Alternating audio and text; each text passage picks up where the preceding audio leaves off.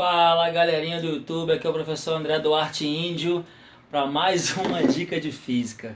Galera, hoje eu tô aqui no meu escritóriozinho aqui vendo a prova do Enem, que um amigo meu me mandou ela pelo WhatsApp. Ainda não tenho a prova aqui nas minhas mãos ainda. Ele mandou algumas questões aqui, eu vou resolver para vocês agora aqui, né, ao vivo, né? Esse exato momento aqui, vou tentar resolver essa prova. Ainda não tô com ela na mão, tá? Mas aqui é para ajudar mesmo, só para passar um gabarito aí extraoficial para vocês. Vamos lá, vem comigo. Vamos lá, pessoal. Não está muito nítido aqui não, mas é só para vocês terem uma ideia de qual questão que é. A questão fala o seguinte: a figura mostra como é a emissão de radiação eletromagnética para 5 tipos de lâmpada: haleto metálico, tungstênio, mercúrio, xenão e LED. As áreas marcadas em cinza são proporcionais às intensidades de energia. Então, essas áreas marcadas em cinza são proporcionais à intensidade de energia. E as linhas pontilhadas mostram a sensibilidade do olho humano aos diferentes comprimentos de onda, UV e IV, né, ultravioleta e infravermelho. Um arquiteto deseja iluminar uma sala usando uma lâmpada que produza boa iluminação, mas que não aqueça o ambiente. Pessoal, a área cinza aqui corresponde à energia, à intensidade de energia, e a pontilhada aqui, ela fala, vamos ver aqui, mostra a sensibilidade do olho humano. Vocês podem reparar aqui que o olho humano praticamente nem enxerga a parte visível aqui do haleto. Do tungstênio tem muita área aqui que não enxerga. Do mercúrio também não. Eu marcaria o LED. Vocês podem reparar aqui, ó, que a sensibilidade do olho humano está bem dentro aqui, né, do que diz respeito ao comprimento de onda aí, do LED. Então eu marcaria letra E, tá? Ou seja, anota aí, letra E. Questão, qual a questão mesmo? Questão 123, prova rosa, tá? Letra E. Anota aí, letra E. Vamos lá, pessoal, acompanha aí. Tá meio... Isso. O brinquedo pula-pula, cama elástica, composto por uma lona circular flexível, horizontal, presa por molas à sua borda. As crianças brincam pulando sobre ela, alterando e alternando. Beleza. Então a questão quer saber o seguinte, pessoal. Quando a criança pula no pula-pula, como é que é o gráfico da energia cinética conforme a cama ela varia lá de baixo até lá de cima? Então, por exemplo, eu coloquei aqui no meu gráfico o seguinte: imagina que esse pontinho aqui é uma criança e a criança está na posição mais baixa do pula-pula. Se a criança está parada, a energia cinética é igual a zero. Então, aqui embaixo, né, eu vou ter uma energia cinética igual a zero quando a altura for mínima, for lá embaixo. Conforme a altura vai aumentando, a energia cinética aumenta, então ela vem para um certo valor máximo aqui, certo? Como daqui para cá a criança está sujeita, está em contato ainda com a cama elástica, não sei se vocês já viram aquele diagrama de energia cinética e energia potencial elástica, um é assim, o outro é assim, tá? Lá de conservação de energia, eu já vi que essa energia cinética ela aumenta dessa maneira aqui, ó, obedecendo aqui, digamos, a uma função do segundo grau. Só que depois a criança perde o contato com a cama elástica e vai indo para o alto, né, digamos assim, sob o efeito da gravidade. Então a energia cinética vai diminuindo. Vou levar em consideração aqui que não tem resistência do ar, que não tem nada, a questão falou, que a energia cinética vai diminuindo linearmente até zerar novamente. Então eu vou ter um gráfico mais ou menos assim, tá? Vamos ver qual a opção que melhor se adequa a isso daqui. Acredito aqui que vai ser letra C. Letra C de casa. Beleza? Vamos para outra. Questão 93. Para demonstrar o processo de transformação de energia mecânica em elétrica, um estudante constrói um pequeno gerador utilizando fio de cobre de diâmetro D enrolado em N espiras circulares de área A. Então, questão 93 Então o estudante ele fez aqui um esquema com N espiras circulares, tá? Vou fazer aqui rápido. E dois ímãs que criam no espaço entre elas um campo magnético uniforme de intensidade B, um sistema de engrenagens que lhe permite girar as espiras em torno de um eixo com uma frequência F. Ao fazer o gerador funcionar, o estudante obteve uma tensão máxima V e corrente de curto. Para dobrar o valor da tensão V do gerador, é o seguinte, ele fez aqui, ele colocou aqui um ímã e aqui outro ímã, de maneira que aqui a gente tenha um fluxo magnético, um campo magnético, né, constante atravessando essa espira. E aqui ele fez um sistema de engrenagens, tá? Que no caso ele fez essa espira ficar girando. A gente sabe, se a espira ficar girando, a gente vai ter corrente elétrica induzida, tá? Ele quer aumentar a diferença de potencial. Mas para ele fazer isso, o que ele tem que fazer? O que a questão fala? Bom, ele quer dobrar a diferença de potencial. Então ele tem que mexer o quê? Número de espiras? Vamos ver. Frequência de giro. Se ele mexer na frequência de giro, só vai alterar a frequência alternada da corrente ali. Ela vai ficando para lá e para cá mais vezes. Intensidade do campo magnético. Área das espiras. Diâmetro do fio. Pessoal, opção boa de marcar aí seria a letra A, tá? Eu marcaria a letra A, eu chutaria a letra A realmente. Então, questão 93, mas tem que dar uma olhadinha nela. Frequência não é. Intensidade do campo poderia até ser, mas eu acho que não tem equação que relaciona. Área da espira, quanto maior a área, não, vai ser menor. Diâmetro do fio, já que ele quer manter a corrente constante, tá fora. Então eu marcaria a letra A, número de espiras. Questão 93, prova rosa. Questão 105, prova rosa. Fusível é um dispositivo de proteção contra sobrecorrente em circuitos. A questão quer saber o seguinte, galera. A questão falou que o fusível aguenta 500 mA e quer saber, deixa eu levantar um pouquinho aqui, quer saber qual o máximo valor da tensão 1 para que o fusível não queime. Tá o barulho da máquina de lavar aqui, mas enfim. Eu desenhei aqui um circuito, tá bem rudimentar aqui, parecido com o da prova. E vamos fazer o seguinte. Vamos achar quanto vale a diferença de potencial em cima do meu resistor de 120 ohms. Como índio, é só você rir. U é igual a R vezes I. Então, U vai ser igual a 120 ohms vezes a corrente que passa nele é a mesma corrente que passa no meu fusível, que é 500 mA, que é 0,5 A, que eu posso escrever meio. Então, a diferença de potencial em cima desse carinha aqui vale 60 volts. Beleza. Já que esses dois caras estão, esse e esse estão em paralelos, a diferença de potencial nesse aqui também vale 60 volts. Então, se você rir para ele de novo, né, U igual a R vezes I, eu vou ter uma corrente que está passando nele de 1 ampere. Então, aqui, galera, está vindo 0,5 ampere e aqui está vindo 1 ampere. Então, no meu resistor de 40 ohms, está passando 1,5 ampere. Vamos rir de novo para esse cara, né? Para ele agora. U igual a R vezes I, que é 1,5, eu vou escrever 3 meios, que eu acho mais fácil. Facão aqui vai dar 20. Então, U vai ser igual a 3 vezes 20, 60 volts. Então, aqui e aqui eu tenho 60 volts. Aqui e aqui eu também tenho 60 volts.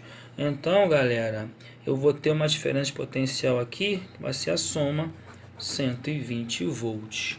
Então, opção correta, letra D. Vamos lá. Vamos sofrer não. Deixa eu ajeitar aqui. O trombone de Kink é um dispositivo experimental utilizado para demonstrar o fenômeno da interferência de ondas sonoras. Uma fonte emite ondas sonoras.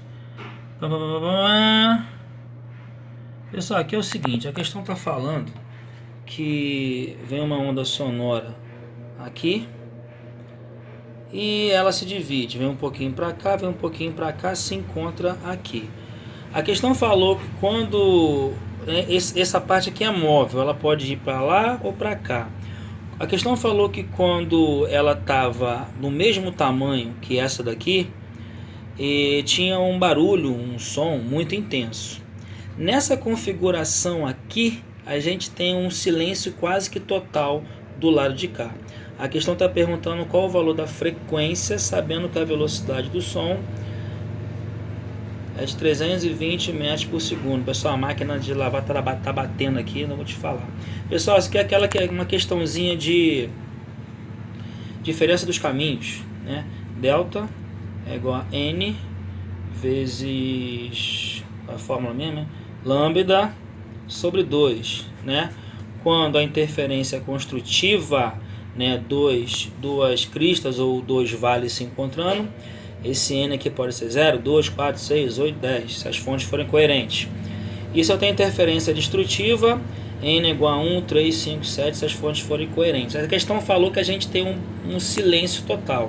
Se a gente tem um silêncio total, aqui a interferência é destrutiva. Então a questão não falou nada se era o primeiro mínimo, então eu vou jogar esse N para 1. Então delta, que é a diferença dos caminhos, vai ser igual a lambda sobre 2. Lambda sobre 2. Beleza. Só que a questão não me deu comprimento de onda. Só que eu sei, vejo o que uma lambidinha faz. E eu sei ainda que lambda é igual a V sobre F. Então, se eu substituir essa malandragem aqui, a diferença dos caminhos vai ser igual a lambda, que é V sobre 2, que já está aqui, sobre F. Beleza, cheguei nessa equação aqui. Tá, vou fazer aqui no cantinho. Então, pessoal, a diferença dos caminhos é justamente isso daqui, ó. A onda vai andar aqui 40, depois mais 40, 80. A outra onda de cá, apesar do desenho estar um pouquinho diferente, vai andar 30, mais 30, 60. Então a diferença dos caminhos vai ser de 20 centímetros, que corresponde a 0,2 metros. Velocidade do som, 320 metros por segundo. 2 vezes a frequência, certo?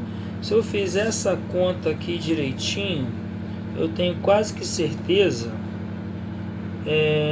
que vai dar 800 Hz. Beleza? Depois vocês confirmem aí pra mim. Então a opção correta aqui, letra C. Ó, o cara acertou. Grande abraço, Ayrton. O cara acertou. Então, questão 107, letra C, prova rosa. Próxima.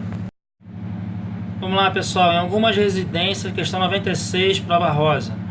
Em algumas residências, cercas eletrificadas são utilizadas com o objetivo de afastar possíveis invasores. Uma cerca eletrificada funciona com uma diferença de potencial elétrico de aproximadamente 10.000 volts. Anota essa porcaria aí. Uma diferença de potencial de 10.000 volts, beleza? Vamos ver se a gente vai precisar. Para que não seja letal, a corrente que pode ser transmitida através de uma pessoa não deve ser maior que 0,01 ampere. Então a corrente que vai passar pelo miliante que quer invadir a casa não pode matar ele, né? 0,01 ampere. Beleza. Já a resistência elétrica corporal entre as mãos e os pés de uma pessoa é da ordem de 1000 ohms. Então aqui a resistência de uma pessoa é da ordem de 1000 ohms. Beleza. Para que a corrente não seja letal, uma pessoa que toca a cerca eletrificada ou gerador de tensão deve possuir uma resistência interna.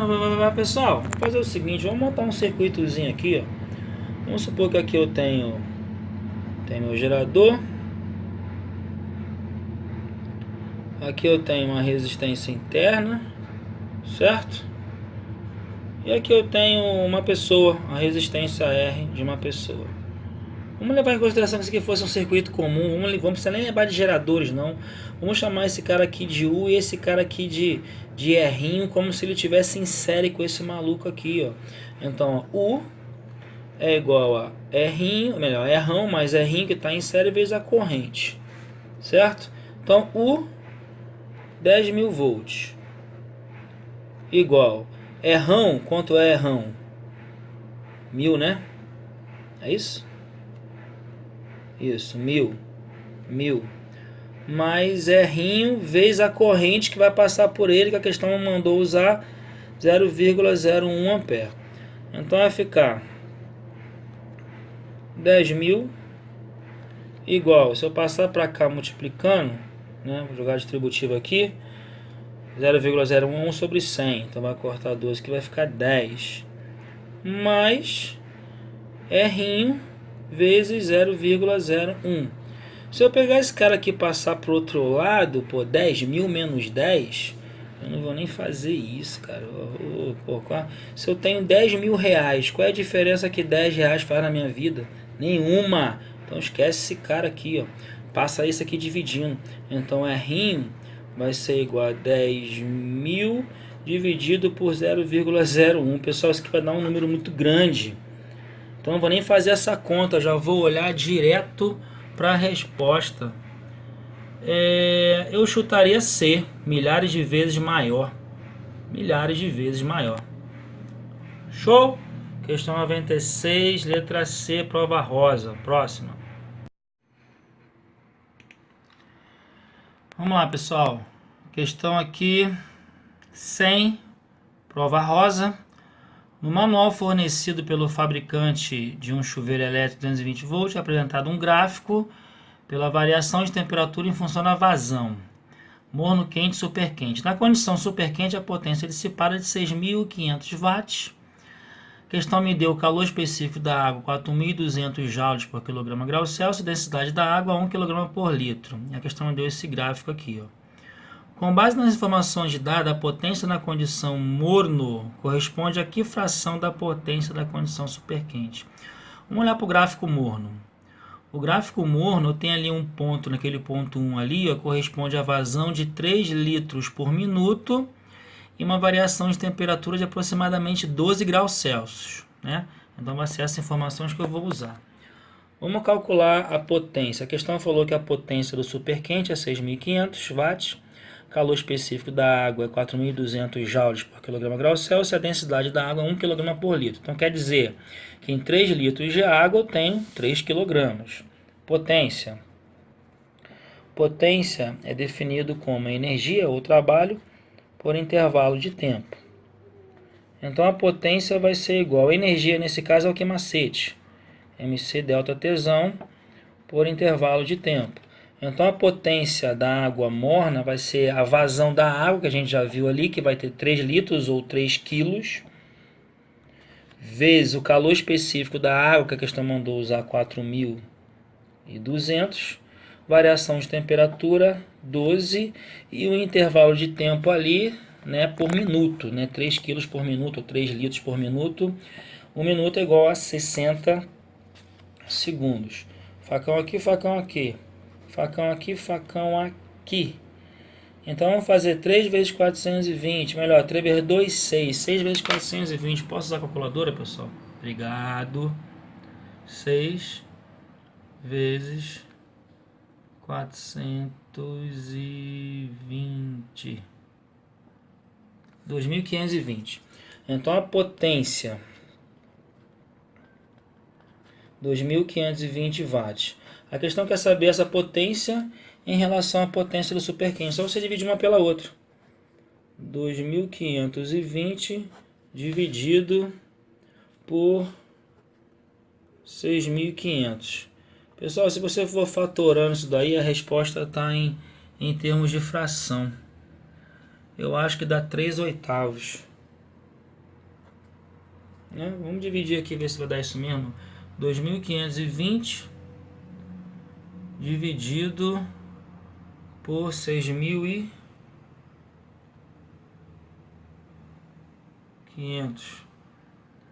0,387. Vamos fazer 3 sobre 8 agora. 3 dividido por 8. É, aproximadamente essa porcaria aí. Eu chutaria letra D. Letra D. Letra D de dado. Vamos lá, o motorista que atende a uma chamada de celular, na questão 91 prova rosa, hein? É levado à desatenção, aumentando a possibilidade de acidentes ocorrendo. Tá. É um cara atento, outro desatento porque está no celular. Eles aceleram seus carros inicialmente a 1 metro por segundo ao quadrado. Em resposta a uma emergência, freiam com uma desaceleração igual a 5 metros por segundo ao quadrado. O motorista atento aciona o freio. Ele está com uma velocidade de 14 metros por segundo, o outro também. Só que o outro, como ele está distraído, ele leva 1 segundo a mais para iniciar a frenagem. Que distância o motorista desatento percorre a mais que o motorista atento até a parada total dos carros? Bom, fiz um esboço aqui. Esse maluco aqui é o desatento. Melhor, é o atento. Vamos calcular em quanto tempo ele para. V é igual a V0 mais AT. Então V vai ser igual à velocidade inicial que ele tinha, 4, certo? A aceleração, ou melhor, desaceleração que ele freou, vai ser... Opa, não errei, desculpa. Velocidade final, 0, desculpa, ele parou. Velocidade inicial, 14, correto? Menos a aceleração, que é 5 vezes t. Então, t vai ser igual a 14 dividido por 5 vai ser 2,8 segundos. Então, esse cara... É isso mesmo? Deixa eu confirmar aqui. 14 dividido por 5 igual a 2,8 segundos. Beleza, então esse cara ele levou 2,8 segundos para parar. Esse aqui não. Esse aqui, como ele andou mais um pouquinho aqui, ó,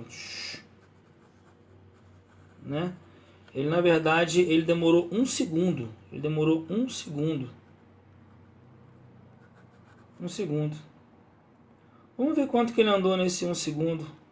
S igual a S0 mais V0t mais AT quadrado sobre 2. Então S vai ser igual, posso considerar S0 como se fosse 0, velocidade inicial 14, vezes o tempo que ele ficou desatento de 1 segundo, mais a aceleração, porque ele não estava com velocidade constante, ele estava acelerando. Ó, a questão me deixou isso bem claro, né? 1 ao quadrado, 1 meio. Então S vai ser igual 14 mais meio, 14,5. Então ele andou 14,5 e depois ele fez o que o outro fez. Não preciso nem calcular o que esse cara andou, nem o que ele andou. Acho que aqui já me dá a resposta. 14,5 metros. Vamos ver o que a gente tem aqui. 14,5 metros.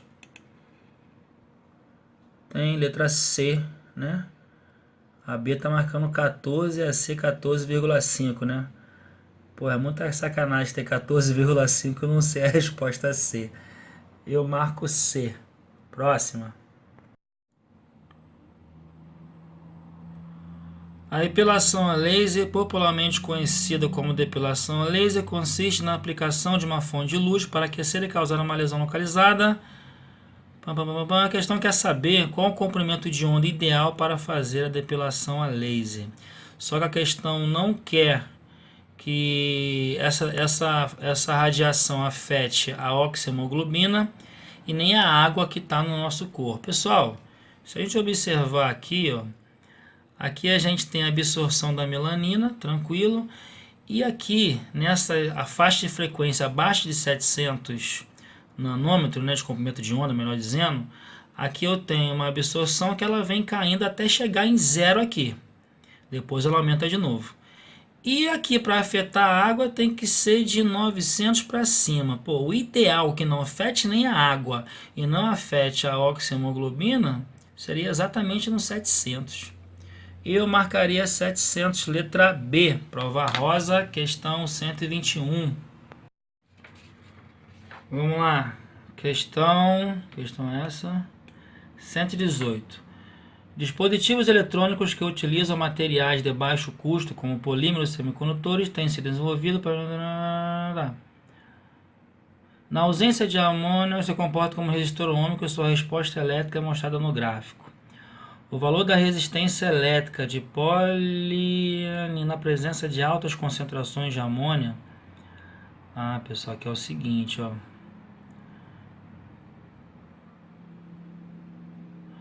Dispositivos eletrônicos que utilizam materiais de baixo custo. Tem o valor de sua resistência elétrica nominal quadruplicada quando exposta a altas concentrações de amônia. Bom, vamos achar quanto vale a resistência dela em função desse gráfico aí, depois multiplicar por 4. Vamos ver se vai bater. Então, se a gente pegar um gráfico de um resistor ohmico, se a gente pegar qualquer valor aqui, vamos pegar a diferença de potencial de 1, né? U é igual a 1 volt. E quando eu tenho esse valor, a minha corrente elétrica I é igual a 2 vezes 10 a menos 6 ampere. 2 vezes 10 a menos 6 ampere.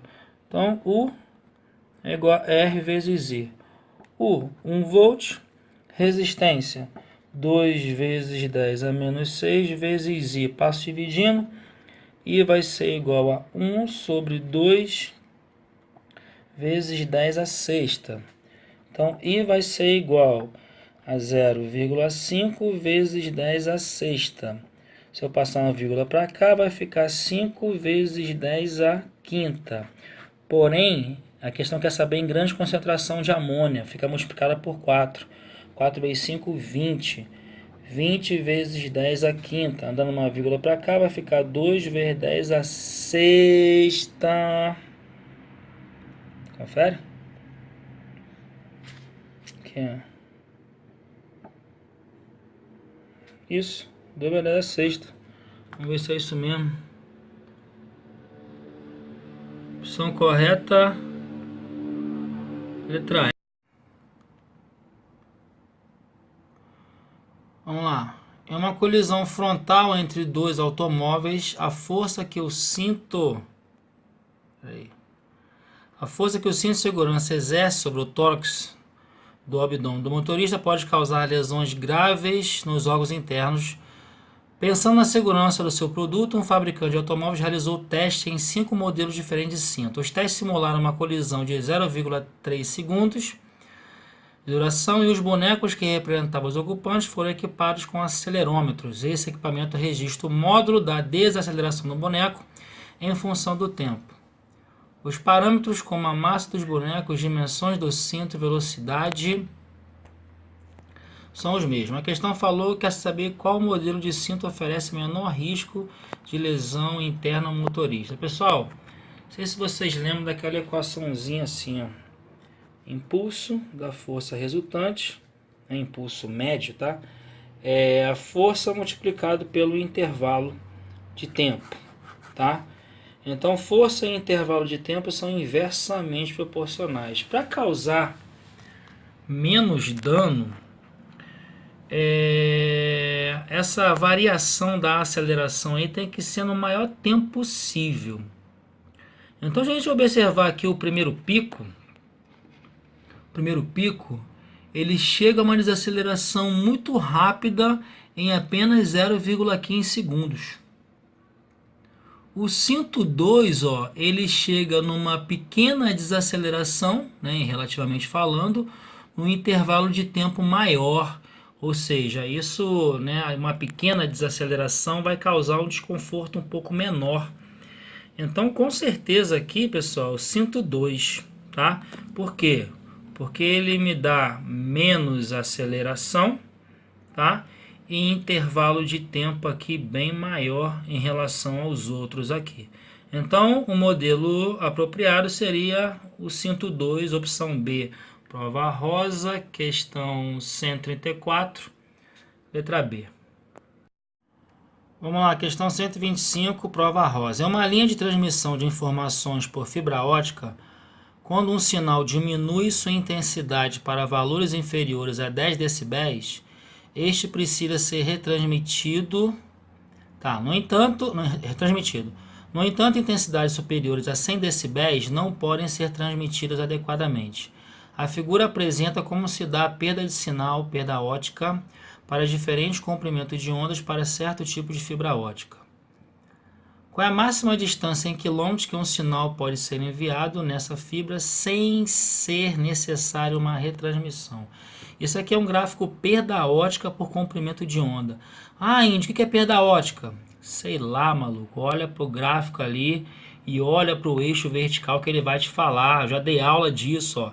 Decibel por quilômetro. Então, esse tal de perda ótica só pode ser nível de intensidade sonora por distância.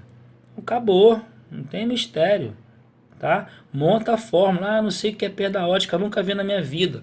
Então olha para a porcaria da unidade aqui, ó, que ela vai te falar. Tem um vídeo meu no YouTube como se resolve prova de física sem usar fórmula, sem saber a porra da matéria. Então vamos lá. Então perda ótica, tá? Eu vou pegar aqui a perda ótica a menor possível. Vou pegar aqui a 1. Então perda ótica aqui, 1. A menor possível, né? Sistema quase que perfeito. Nível de intensidade sonora, eu vou pegar a maior que tem, que a questão falou que é 100 decibéis. Então eu vou jogar 100.